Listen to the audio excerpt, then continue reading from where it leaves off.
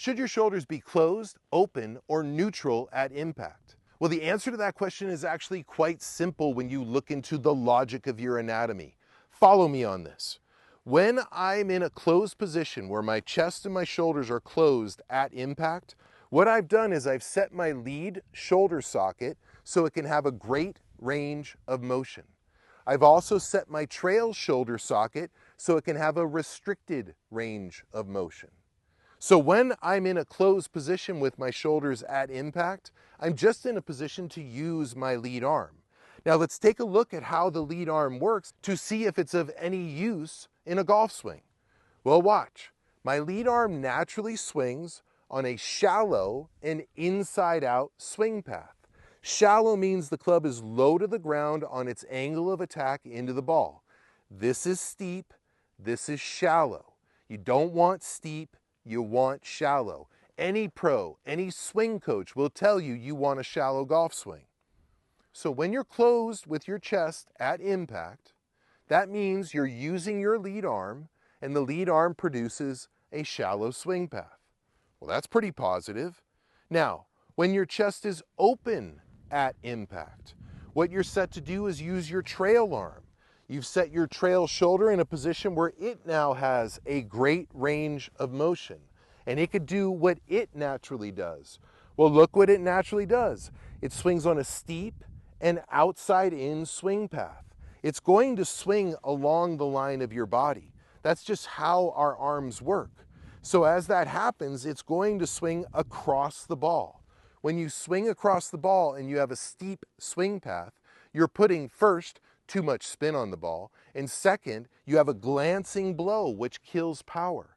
It's why the general population predominantly slices the ball. It's because everybody in the general population is predominantly using their trail arms to hit the ball. So you commonly hit a weak slice as your normal shot. Well, that all comes down to just the geometry of your anatomy more than your own physical skill. So when your body is open and your chest is open at impact, you're encouraging a poor swing path. Now, when your body is neutral at impact, you just learned that your lead arm swings on a shallow swing path and your trail arm swings on a steep swing path. So when you're in a neutral position, what you're trying to do is balance two opposing truths. This arm wants to do this while this arm wants to do this.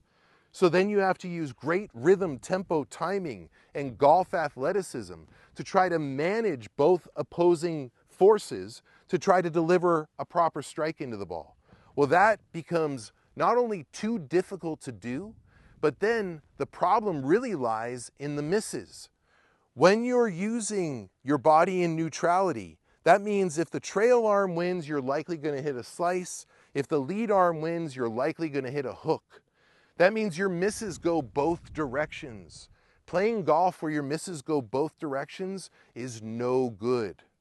So when you look into the logic of your anatomy, it should be clear that being closed at and through impact is going to encourage a good shallow swing path. And a shallow swing path creates really high quality ball flight, and it's going to create a draw as your stock shot. So if you ask yourself, should your shoulders be closed, should your shoulders be open, or should your shoulders be neutral? Without a doubt, I think your shoulders should be closed. And if you want to learn how to do that, I have a whole school devoted to teaching you how to play the game for your long game and your short game with your shoulders closed at and through impact.